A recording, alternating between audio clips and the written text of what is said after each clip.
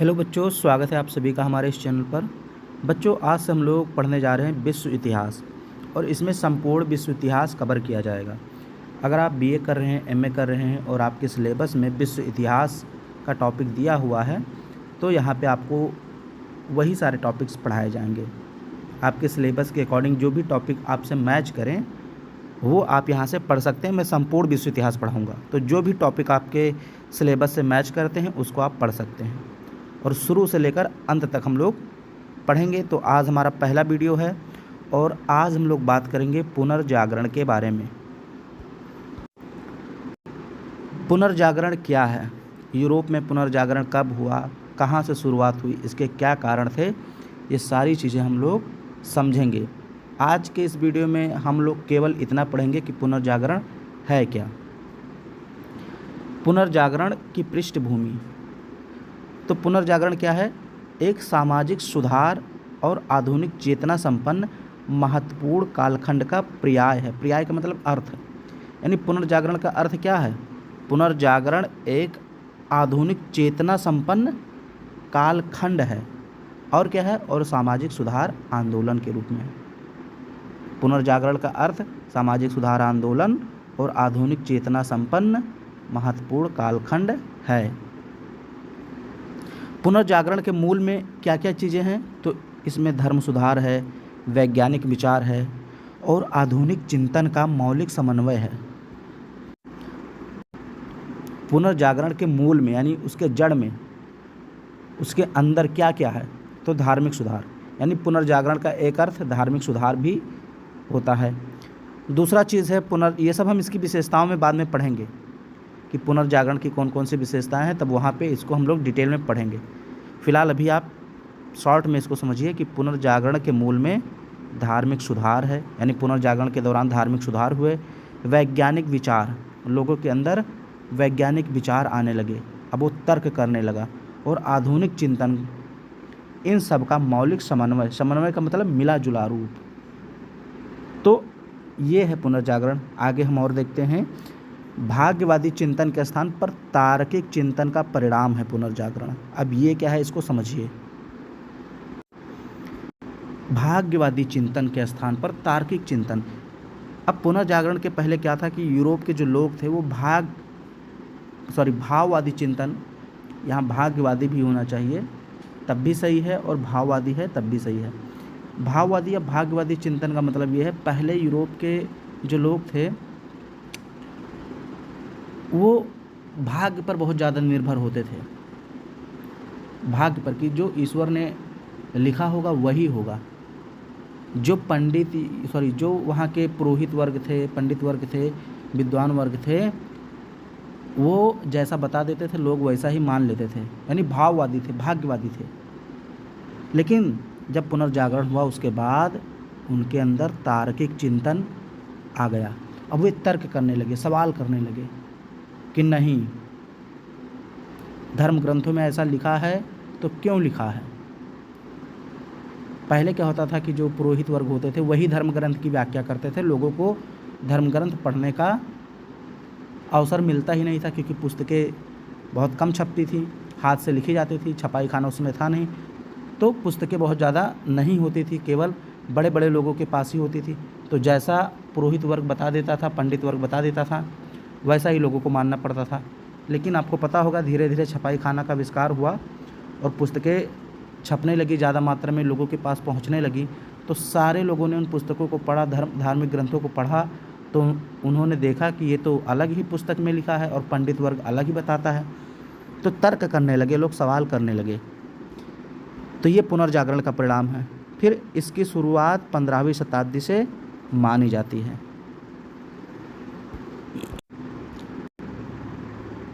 अब हम लोग थोड़ा सा बैकग्राउंड में जाते हैं और प्रारंभ से 5वीं सदी ईस्वी तक का काल देखते हैं कि यूरोप में कैसा था। तो प्रारंभ से लेकर के 5वीं सदी मतलब 500 ईस्वी ठीक तक का काल यूरोप में प्राचीन अथवा पुरातन काल के नाम से जाना जाता है। प्राचीन काल में मानव जीवन सुखमय था, मनुष्यों पर धर्म का प्रभाव नहीं स्थापित हुआ था। ये बहुत इम्पोर्टेंट लाइन है, इसको ध्यान में रखिए। पहले के समय में यानी कि प्रारंभ से लेकर 5वीं सदी तक का जो काल है उसको प्राचीन काल कहा जाता है यूरोप में। और उस समय मानव जीवन कैसा था? सुखमय था, बहुत ही सुखी थे लोग, समृद्ध थे, प्रसन्न थे, क्योंकि उन पे धर्म का प्रभाव स्थापित नहीं हुआ था। धर्म का प्रभाव स्थापित नहीं हुआ था। मानव समाज में सामंतवादी व्यवस्था का पूर्णतः अभाव था। आगे हम लोग बात करेंगे सामंतवादी क्या होता है। फिलहाल ये जानिए, पहले प्राचीन काल में यूरोप के लोग सुखी थे, समृद्ध थे, सामंती व्यवस्था नहीं थी। कुल मिलाकर हम यह कह सकते हैं कि प्राचीन काल मनुष्य की खुशहाली एवं गौरव का काल था, और यह काल रोम और यूनान की उन्नति का भी काल था। आपने सुना होगा रोमन सभ्यता, यूनानी सभ्यता, उसमें फल फूल रही थी, तो उसमें लोग बड़े समृद्ध थे। फिर धीरे धीरे प्राचीन काल खत्म हुआ और धीरे धीरे मध्यकाल का युग आता है, और फिर तमाम तरह की बुराइयां समाज में, धर्म में स्थापित हो जाती हैं। अब जो रोमन साम्राज्य था प्राचीन काल में, हुआ क्या कि तीसरी शताब्दी ईस्वी में वो पूरा का पूरा रोमन साम्राज्य 2 भागों में बट गया। तीसरी शताब्दी में क्या हुआ, रोमन साम्राज्य 2 भागों में बट गया। एक पूर्वी रोमन साम्राज्य और दूसरा पश्चिमी रोमन साम्राज्य हो गया। अब पश्चिमी रोमन साम्राज्य, इसकी राजधानी रोम थी, और पूर्वी रोमन साम्राज्य, इसकी राजधानी कुस्तुनतुनिया थी। पश्चिमी रोमन साम्राज्य पर लगातार जर्मन आक्रमण हो रहा था। जर्मन कबीले लगातार आक्रमण करते रहे इस पे, पश्चिमी रोमन साम्राज्य पर, और अंततः 5वीं सदी में पश्चिमी रोमन साम्राज्य का भी विघटन हो गया, यानी कई भागों में टूट गया। और यहाँ पर छोटे छोटे राजा शासन करने लगे जो सामंत कहलाए, और यहीं से सामंतवाद की शुरुआत हुई। तो सामंतवाद की शुरुआत कैसे हुई, आई होप आपको समझ में आ गया होगा। एक बार मैं फिर से समझाता हूँ। देखिए, पहले प्राचीन काल में यूरोप में रोमन साम्राज्य स्थापित था, लोग खुशी थे, सुखी थे, समृद्ध थे, खुशहाल थे। तीसरी शताब्दी में रोमन साम्राज्य जो है वो 2 भागों में बट गया, यानी टूट गया, पश्चिमी रोमन साम्राज्य और पूर्वी रोमन साम्राज्य। ये तीसरी शताब्दी की बात है। फिर 5वीं शताब्दी में पश्चिमी रोमन साम्राज्य भी टूट गया। क्यों? क्योंकि इस पर लगातार जर्मन आक्रमण हो रहे थे, यानी कि जर्मन कबायली जो थे, कबीलाई लोग या कबायली लोग थे, वे लगातार आक्रमण करते जा रहे थे, और इस कारण ये जो पश्चिमी रोमन साम्राज्य है 5वीं सदी में कई भागों में टूट गया, और यहाँ पर छोटे छोटे राजा स्थापित हो गए, छोटे छोटे कबीले स्थापित हो गए, और यहीं से सामंतवाद की शुरुआत हो गई। अब जो पूर्वी रोमन साम्राज्य है, इसकी राजधानी कुस्तुनतुनिया थी, और इसका भी अस्तित्व समाप्त होता है, लेकिन 1453 ईस्वी तक ये बना रहता है। 1453 में जब कुस्तुनतुनिया पर उस्मानी तुर्क अधिकार कर लेते हैं, तो पूर्वी रोमन साम्राज्य भी समाप्त हो जाता है। आपने पढ़ा होगा कि 1453 में कुस्तुनतुनिया पर तुर्कों का अधिकार हो जाता है। तो ठीक है, तो पूर्वी रोमन साम्राज्य कब तक चला? 1453 ईस्वी तक, और पश्चिमी रोमन साम्राज्य 5वीं सदी तक चला। इसके बाद ये दोनों साम्राज्य बिखर गए। अब यहीं से मध्ययुग की शुरुआत होती है। यहीं जब 5वीं सदी में सामंतवाद की शुरुआत होती है, और जर्मन कबीले जो है पश्चिमी रोमन साम्राज्य को विखंडित कर देते हैं, तभी से कहा जाता है मध्यकाल की शुरुआत हो जाती है। ये देखिए यहाँ पे लिखा हुआ है, मध्य युग का आरंभ, अंधकार का युग। मध्यकाल को हम लोग अंधकार का युग भी कहते हैं। यूनानी एवं रोमन संस्कृतियों के पतन के साथ ही, यानी जब रोमन और यूनानी संस्कृति का पतन हो गया, तब मध्य युग का आरंभ होता है। और विश्व इतिहास में मध्य युग का कालखंड 5वीं सदी जब सामंतवाद की उत्पत्ति हुई, तब से लेकर 15वीं सदी तक माना जाता है। तो शुरू से लेकर के 5वीं सदी तक प्राचीन काल माना जाता है, फिर 5वीं सदी से 15वीं सदी तक मध्यकाल माना जाता है, और इसी मध्यकाल को अंधकार का युग कहते हैं। क्योंकि इस काल में यूरोप में सामंती व्यवस्था स्थापित हो चुकी थी, और कैसे स्थापित हुई वो मैंने आपको अभी बताया। अब लोग धीरे धीरे बौद्धिक प्रगति एवं वैचारिक स्वतंत्रता का मार्ग अवरुद्ध हो गया। वे सोच नहीं पाते थे, तर्क नहीं कर पाते थे, उन पर धर्म का प्रभाव स्थापित हो गया। प्राचीन काल में उन पर धर्म का प्रभाव स्थापित नहीं था, लेकिन जैसे जैसे मध्यकाल आया, उनकी बौद्धिक प्रगति रुक गई, वैचारिक स्वतंत्रता का मार्ग अवरुद्ध हो गया, मानव जीवन में धर्म का प्रभाव अत्यधिक बढ़ गया। दूसरे शब्दों में कहें तो मनुष्य जन्म से मृत्यु तक धार्मिक आडंबर और क्रियाकलापों से बंधकर परलोक को अधिक महत्व देने लगा। मनुष्य क्या करने लगा? परलोक को अधिक महत्व देने लगा। जैसे दो लोक होते हैं, एक इहलोक होता है, इहलोक, और एक परलोक। परलोक यानी कि जिसे हम देख नहीं सकते, जिसको स्वर्ग और नरक कहते हैं, और इहलोक जहाँ पे हम लोग रहते हैं। तो व्यक्ति जो है इहलोक यानी भौतिक चीज़ों में इन्वॉल्व ना होकर अब परलोक की कामना करने लगा, उसमें विश्वास करने लगा, उसको महत्व देने लगा कि मरने के बाद जब हम वहाँ जाएंगे परलोक में तो वहाँ हमें स्वर्ग मिलेगा कि नरक मिलेगा, इस भावना के साथ वो जीने लगा। तो उस पर धर्म का प्रभाव स्थापित हो गया। जो पुरोहित वर्ग थे, जो धर्म के व्याख्याकार होते थे, वो लोग डराने लगे, धमकाने लगे कि अगर आप धर्म के अनुसार काम नहीं करेंगे तो आपको नरक में जगह मिलेगी। ऐसी सारी चीज़ें लोगों के दिमाग में पनपने लगी। अब अंधकार युग की प्रमुख विशेषताएं अगर कोई पूछ ले तो राजनीतिक क्षेत्र में अंधकार यानी जो मध्यकाल युग था उसमें निरंकुश राजतंत्र होता था और सामंतवाद का वर्चस्व होता था। धार्मिक क्षेत्र में पवित्र रोमन साम्राज्य एवं धर्म में चर्च की महत्ता यानी चर्च का महत्व बढ़ गया। चर्च के जो पादरी होते थे वे जो कहते थे वही होता था। सामाजिक क्षेत्र में देखें तो विशेषाधिकार एवं विशेषाधिकार विहीन वर्गों का अस्तित्व आया। यानी एक वर्ग ऐसा था जिसके पास बहुत सारा अधिकार था और दूसरा वर्ग ऐसा था जिसके पास कोई अधिकार ही नहीं था, यानी वो विशेषाधिकार विहीन था। आर्थिक क्षेत्र में देखें तो उत्पादन की गिल्ड प्रणाली और मेनर प्रणाली की जकड़न शुरू हो गई। मैं आपको बताऊंगा गिल्ड प्रणाली और मेनर प्रणाली क्या है। जैसे हमारे यहाँ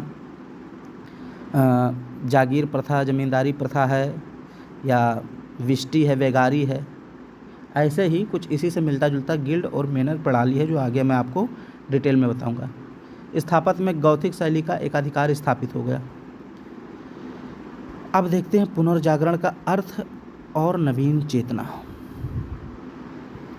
तो पुनर्जागरण, अब चूँकि पहले प्राचीन काल था, फिर मध्यकाल आया, अब मध्यकाल में पुनर्जागरण होगा, लोगों का दिमाग खुलेगा, क्योंकि अभी तक वो क्या है, धर्म में जकड़े हुए हैं, धर्म के द्वारा उनका दिमाग खुला नहीं। जो धर्म कहता है, जो पुरोहित, जो पादरी कहते हैं वही वो करते हैं, उसके अलावा वो कुछ सोच नहीं पाते हैं। लेकिन जब पुनर्जागरण होगा तो उसके बाद उनके अंदर एक तार्किक चेतना का विकास होगा। पुनर्जागरण यूरोप में एक सामाजिक सांस्कृतिक आंदोलन के रूप में आरंभ हुआ। और यहाँ देखिए ये मध्यकाल है, और मध्यकाल से व्यक्ति कहाँ प्रवेश कर जाएगा पुनर्जागरण के बाद? आधुनिक काल में। इसीलिए इसे मध्यकाल एवं आधुनिक काल के बीच एक सांस्कृतिक सेतु के रूप में देखा जाता है। ये देखिए पुल है। पुनर्जागरण क्या है? मध्यकाल और आधुनिक काल के बीच एक सांस्कृतिक सेतु है, यानी पुल है। पुनर्जागरण के माध्यम से सभ्यता, संस्कृति एवं ज्ञान का नया स्वरूप सामने आया। 14वीं से 16वीं सदी के बीच यूरोप में एक नवीन चेतना का विकास हुआ, जिसे पुनर्जागरण के नाम से जाना जाता है। अब पुनर्जागरण, इंग्लिश में इसको रिनेशा कहते हैं, और इसकी शब्द की उत्पत्ति कैसे हुई इसको देखते हैं। रेनेशा ये फ्रांसीसी शब्द है, ठीक है। पुनर्जागरण का अंग्रेजी प्राय रेनेशा जो है फ्रांसीसी शब्द, कई बार पूछा गया है ऑब्जेक्टिव क्वेश्चन में कि रेनेशा किस भाषा का शब्द है, तो फ्रांसीसी भाषा का शब्द है, याद रखिएगा। अब पुनर्जागरण के कई अर्थ हैं। जैसे पुनर्जागरण का एक अर्थ होता है पुनर्जन्म, बौद्धिक जागरण, पुनरुत्थान, सांस्कृतिक जागरण, सांस्कृतिक नवजागरण, ये सब पुनर्जागरण का अर्थ है। रिनेशा जिसका शाब्दिक अर्थ है पुनर्जन्म या फिर से जागना। ध्यान रहे, किसी सोए हुए व्यक्ति को निद्रा से जगाना नहीं, अपितु काल विशेष में समस्त मानव समाज का चेतना संपन्न होना है। तो रिनेशा का मतलब जब हम कहते हैं फिर से जागना, तो इसका मतलब ये नहीं है कि किसी व्यक्ति को जो सो रहा है उसको जगा देना फिर से जागने का मतलब ये है कि जैसे प्राचीन काल में लोग समृद्ध थे, उन पे धर्म का वर्चस्व नहीं था, चर्च का वर्चस्व नहीं था, वो सुखी थे, तार्किक चिंतन करते थे। फिर मध्यकाल में वो एक प्रकार से उन सारी चीज़ों से दूर हो गए, यानी वो सो गए। सो जाने का मतलब वो प्राचीन ज्ञान की जो धारा थी उससे वे अलग हो गए। अब वो अंधकार में डूब गए, बाह्य आडंबर में डूब गए, मध्यकाल आते आते। तो फिर से उनको प्राचीन की तरफ ले जाना, इसी को कहा गया है पुनर्जन्म, यानी फिर से जागना, फिर से अपनी ग्रंथों को, उनके ग्रंथों की सच्चाई को समझना, प्राचीन ज्ञान को समझना, प्लेटो, सुकरात, अरस्तु, इन सबको अच्छे से समझना। और अपनी संस्कृति, रोमन संस्कृति, यूनानी संस्कृति को अच्छे से समझना। तो इसी का मतलब पुनर्जागरण या पुनर्जन्म है। प्राचीन विचारकों की वापसी एवं आधुनिक निर्माण। अब ये देखिए, मैंने अभी क्या कहा, प्राचीन विचारकों की वापसी। मैंने अभी आपको बताया सुकरात, अरस्तु, प्लेटो और जितने भी प्राचीन विचारक हैं उन सब के ज्ञान को फिर से अपने दिमाग में लाना। ये देखिए, 5वीं-6वीं शताब्दी से पूर्व यूनानी रोमन साम्राज्य में सुकरात, प्लेटो, अरस्तु, पाइथागोरस जैसे अनेक विचारकों ने मानव विकास के अनेक आयामों को प्रस्तुत किया था। अब इन्होंने जो ज्ञान दिया था, चाहे वो सुकरात हो, प्लेटो हो, अरस्तु हो, पाइथागोरस, इनके जो ज्ञान थे प्राचीन काल में लोग मानते थे, इनमें विश्वास करते थे। लेकिन मध्यकाल में क्या हुआ, जब लोगों पर धर्म, चर्च और बाह्य आडंबर ये सारी चीज़ें स्थापित हो गई, उनके दिमाग पर छा गई, ढक ली उनके दिमाग को, तो लोग इन सारी ज्ञान से, इन सारी चीज़ों से दूर हो गए। यानी मध्यकाल में पतन हो गया लोगों का, वो आडंबर में, दिखावे में, स्वर्ग नर्क की भावना में एकदम बहने लगे। तो फिर से जो है इन्हीं प्राचीन ज्ञान की ओर वापस होना पुनर्जागरण कहलाता है। ये देखिए, सुसुप्तावस्था से जागृत अवस्था में लौट रहे थे 13वीं सदी में। यानी ये फिर से कहाँ जा रहे थे, सुकरात की बातों में जा रहे थे, प्लेटो और अरस्तु की बातों में जा रहे थे।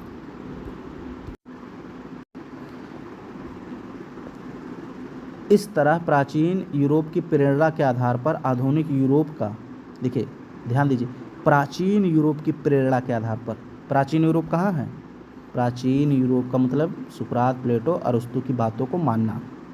तो इनकी प्रेरणा के आधार पर आधुनिक यूरोप का चहुमुखी निर्माण प्रारंभ करने वाली अवस्था को पुनर्जागरण के नाम से जानते हैं। तो अब अगर हम इसको सारांश में देखें तो क्या क्या चीज़ें हुई। सबसे पहले एक बड़ा सा रोमन साम्राज्य था जिसका 2 भागों में विभाजन हो गया, पश्चिमी रोमन साम्राज्य, पूर्वी रोमन साम्राज्य। पश्चिमी रोमन साम्राज्य की राजधानी रोम थी और पूर्वी रोमन साम्राज्य की राजधानी वेजेंटाइन साम्राज्य यानी कि कुस्तुनतुनिया थी। अब तीसरी शताब्दी से 5वीं शताब्दी तक पश्चिमी रोमन साम्राज्य स्थापित रहा और 5वीं शताब्दी में पश्चिमी रोमन साम्राज्य का विभाजन हो गया और पूर्वी रोमन साम्राज्य का विभाजन 1453 में होता है। फिर है 5वीं से 15वीं सदी तक का काल सामंतवाद, जिसे अंधकार का काल कहा जाता है, और पूर्वी रोमन साम्राज्य की राजधानी कुस्तुनतुनिया है। देखिए, ये पूर्वी रोमन साम्राज्य है, इसी को बेजेंटाइन साम्राज्य भी कहते हैं। और ये जो कुस्तुनतुनिया है इसको इंग्लिश में कॉन्स्टेंटिनोपल भी कहते हैं, कहीं कहीं लिखा होता है कॉन्स्टेंटिनोपल। फिर 5वीं से 15वीं सदी तक सामंतवाद या अंधकार का काल था। फिर धीरे धीरे पुनर्जागरण आया, प्रबोधन आया, धर्म सुधार। तो अभी हम लोग पढ़ रहे हैं पुनर्जागरण, इसके बाद हमारा टॉपिक होगा प्रबोधन काल, फिर धर्म सुधार पढ़ेंगे, फिर यूरोप का धीरे धीरे आधुनिकीकरण होगा और नए नए राष्ट्र का निर्माण होगा।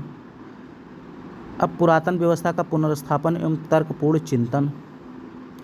पुनर्जागरण काल में पुरातन व्यवस्था में आवश्यक परिवर्तन कर उसे पुनर्स्थापित करने का प्रयास किया गया। यानी कि जो महान विद्वानों के, लेखकों के विचार थे, चाहे अरस्तु हों, प्लेटो हों, सुकरात हों, पाइथागोरस हैं, उनके जो विचार थे उनमें आवश्यक, यानी जहाँ जहाँ आवश्यकता महसूस हुई वहाँ परिवर्तन करके उसको फिर से स्थापित किया गया और यही पुनर्जागरण है।